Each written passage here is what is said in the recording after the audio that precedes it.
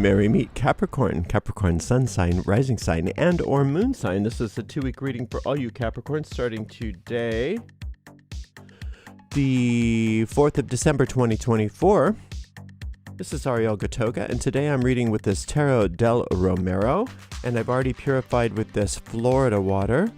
And you can find links to purchase the Florida water and a similar deck, a very similar deck by the same artist on my YouTube channel. I can't find, I think this is out of print, unfortunately, but he has another one called Del Fuego, and it's just as wonderful.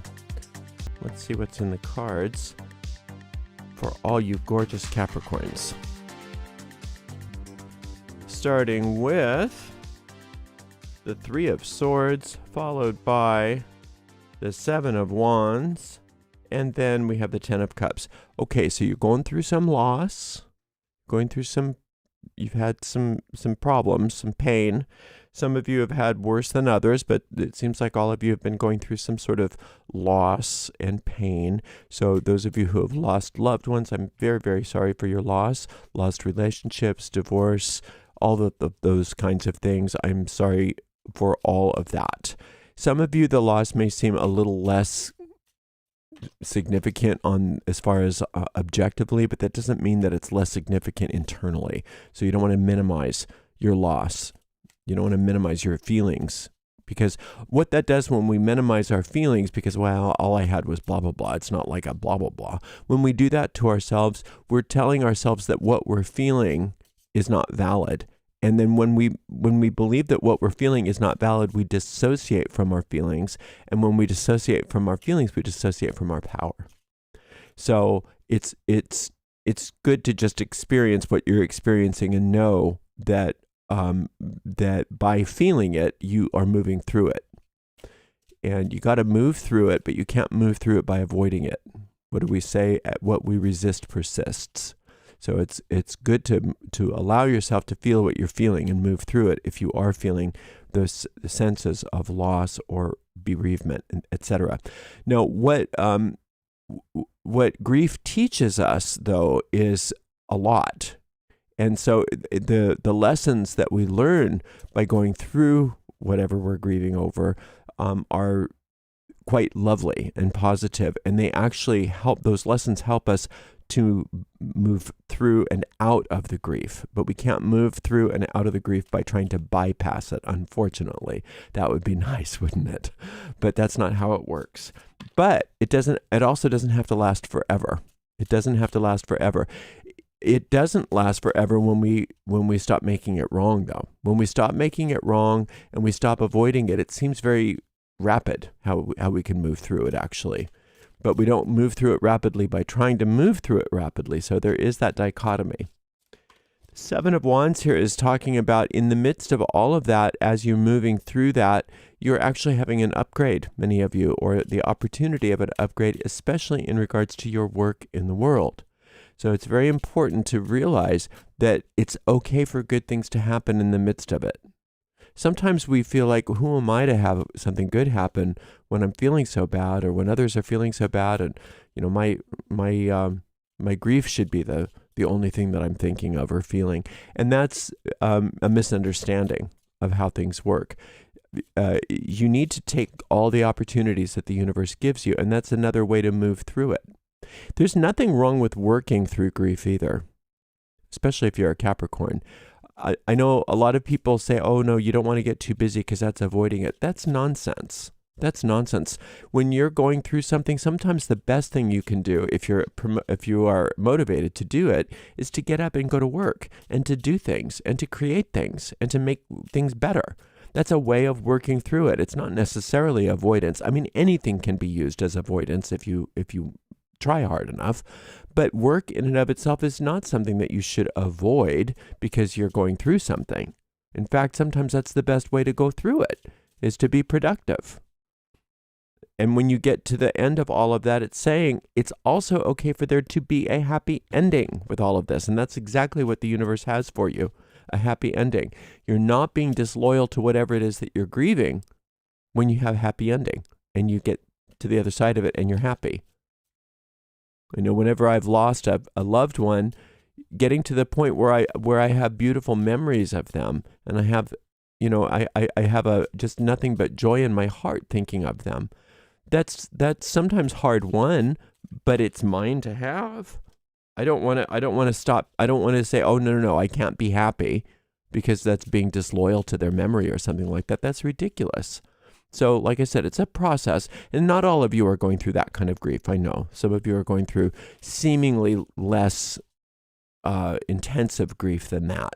But again, we don't want to minimize it. Whatever you are going through is what you're going through. So it's important. 3 of Wands. Again, working in the midst of whatever it is that you're going through, working in the midst of loss, working in the midst of grief, working in the midst of pain or terror or any of those things, and getting yourself together, pulling yourself together, pulling up yourself by your bootstraps and moving into doing the stuff that needs to be done and doing it with joy. There's a lot of that's a very noble thing to do. So don't think you're being. A lot of people have opinions about how you should grieve or how you should feel or what you should do, and I know many of them are very well-meaning, but it's not their grief to go through. So you get to do it your way. Queen of Wands. It's all about work for you. King of Cups. Work for you, Capricorn, is bringing you into ultimate happiness.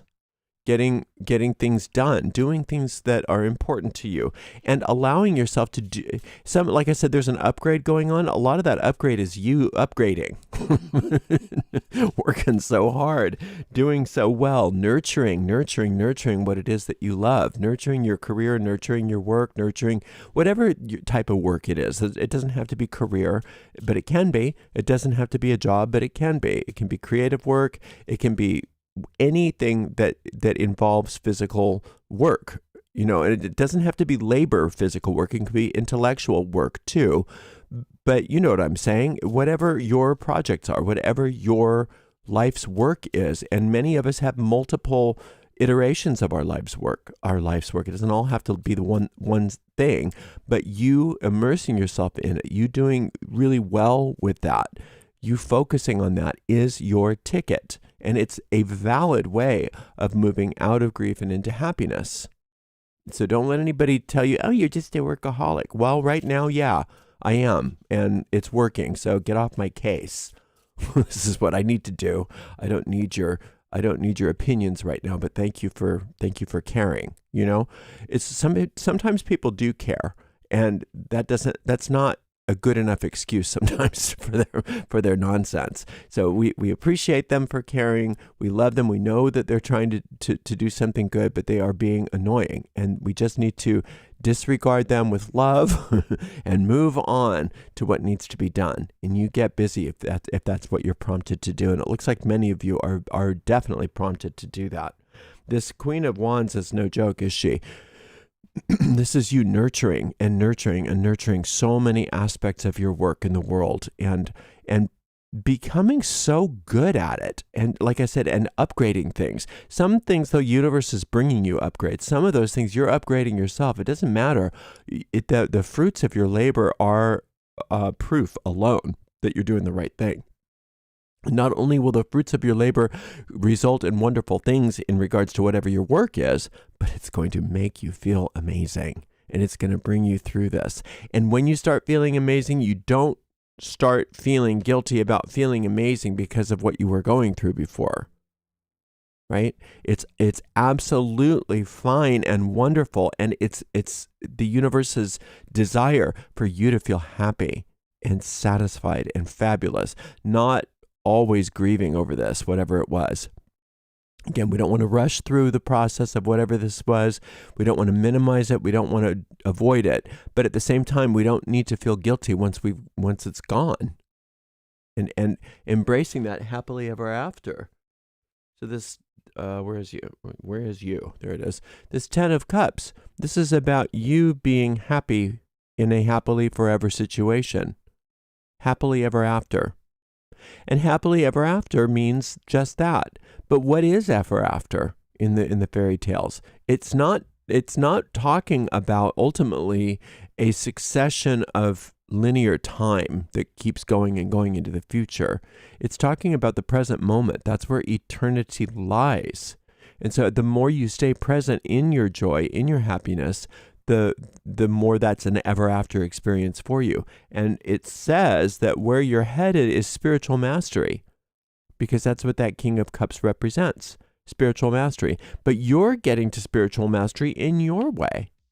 Your spiritual mastery may not include a lot of like silent meditation and all of that. And if it does, that's great. And I love silent meditation. I love all of that stuff.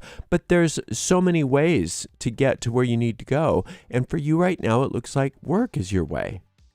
Work is your way.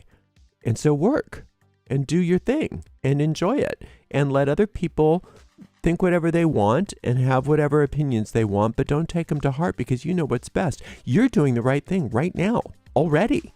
So I'm here to just encourage you, not to tell you to do anything different. You're doing amazing. So don't think badly about yourself right now. Don't let other people try to pull you off your path. You know exactly what you're doing. You know exactly where you're going, and what you're doing is going to make you happy. So there. Thank you so much for joining me today. I so appreciate you. We'll see you in a couple weeks for another reading, Capricorn. Until then, blessed be.